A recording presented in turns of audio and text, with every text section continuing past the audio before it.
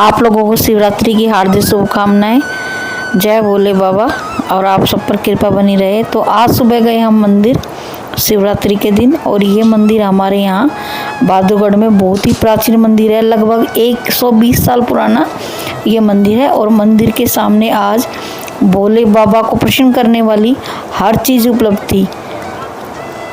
बेलपत्र, फूल मालाएं और काफ़ी कुछ जिनका शायद मुझे ज्ञान भी नहीं। तो फिर हम गए मंदिर में अंदर, और आज मंदिर में बहुत भीड़ थी क्योंकि कल चढ़ा था जल और आज भी जल चढ़ रहा था जो सामान्य लोग चढ़ाने आ रहे थे। कल आए थे कावड़िया, और मेरा बेटा भी लेके आया था कल रात को कावड़ जो इनका ग्रुप में था। और भोलेनाथ के मंदिर में प्रवेश करने के बाद गए हम अंदर, और हमने पंचामृत से स्नान करवाया भोलेनाथ को, और बेलपत्र और फूल वाले अर्पित किए भावनाओं के साथ। और बहुत ही अच्छा माहौल था वहाँ पर, और बहुत अच्छा अनुभव हो रहा था। मन कर रहा था कि हमें हर रोज़ ही मंदिर आना चाहिए। तो फ्रेंड्स, आज मेरा मन था आपको अपने भोले बाबा के मंदिर के दर्शन। ये माँ दुर्गा की मूर्ति है जो बड़ी मनमोहक है। तो मेरा मन था आज आप लोगों से भोले बाबा का मंदिर दिखाने का। मैं आपको कई बार बोल चुकी थी क्योंकि ये मंदिर मेरी दीदी के घर के नियर पड़ता है, मेरे घर से भी ज़्यादा दूर नहीं है ये। तो मैं आज आपको ये इस मंदिर की पूरा चक्कर लगा के आप लोगों को इसकी व्यवस्थाओं को दिखाऊंगी, क्योंकि आज का दिन बहुत ही शुभ है। और आज के दिन हम हर उस बंदे से मिल सकते हैं जो शायद साल भर मंदिर ना आता हो।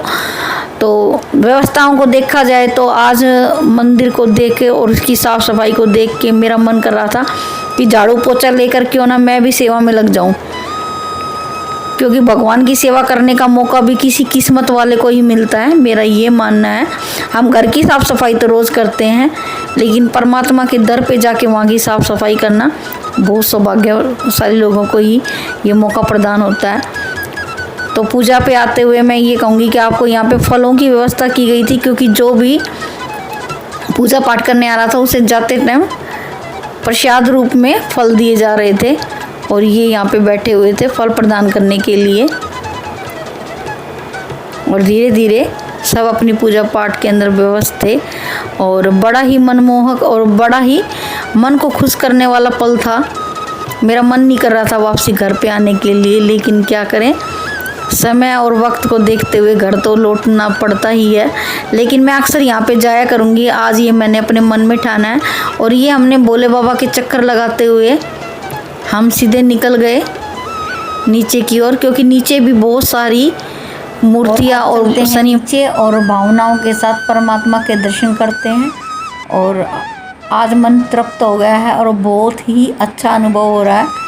तो आपको हमारे मंदिर की व्यवस्था कैसे लगी प्लीज़ कमेंट करके बताना। ये इतना प्राचीन मंदिर है, क्योंकि मैं बहुत छोटी सी जब अपनी दीदी के घर आती थी तो मैं ये मंदिर को देखा करती। तो ये बहुत ही मनोकामना। और हमारे यहाँ कुओं का इनका बहुत महत्व है। जब किसी औरत के बेटा होता है तो कुआं पूजन के लिए, जैसे कि आप लोगों को पता होगा, जाया जाता है। मैंने भी इस कुएं की पहले पूजा की हुई है जब मेरा बेटा हुआ था चिराग, जो अब बड़ा हो गया है। और एक एक करके हमने सारे परमात्मा के दर्शन किए। यहाँ पे सबकी मूर्तियाँ बहुत ही अच्छे तौर पे स्थापित की हुई हैं, और परमात्मा का ध्यान करते हुए हमने सबका दर्शन किया। और यहाँ पे आज काफ़ी अच्छी खासी भीड़ थी। अब तो मैं थोड़ा लेट गई थी, वरना अगर हम सुबह आते तो शायद हमारा नंबर आना मुश्किल था, क्योंकि मैं गई थी करीब यहाँ पर 9:30 बजे।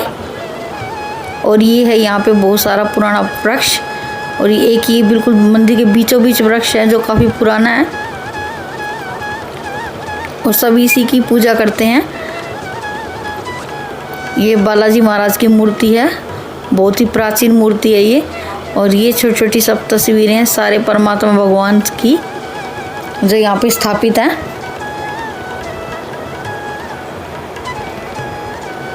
तो सबका ध्यान करते हुए हमने पूरे मंदिर का चक्कर लगाया, और सब भगवानों को अपनी आस्था के अनुसार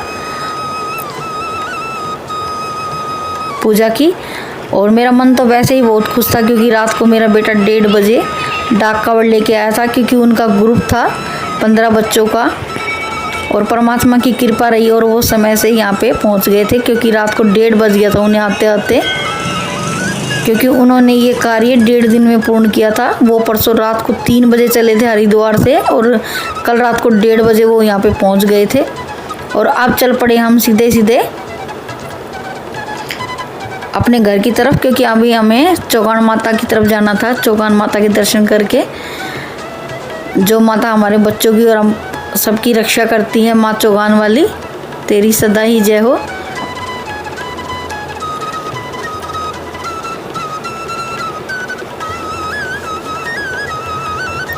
और मैं बहुत भाग्यशाली हूँ इस चीज़ में, क्योंकि मेरे घर के बहुत ही पास मंदिर पड़ते हैं।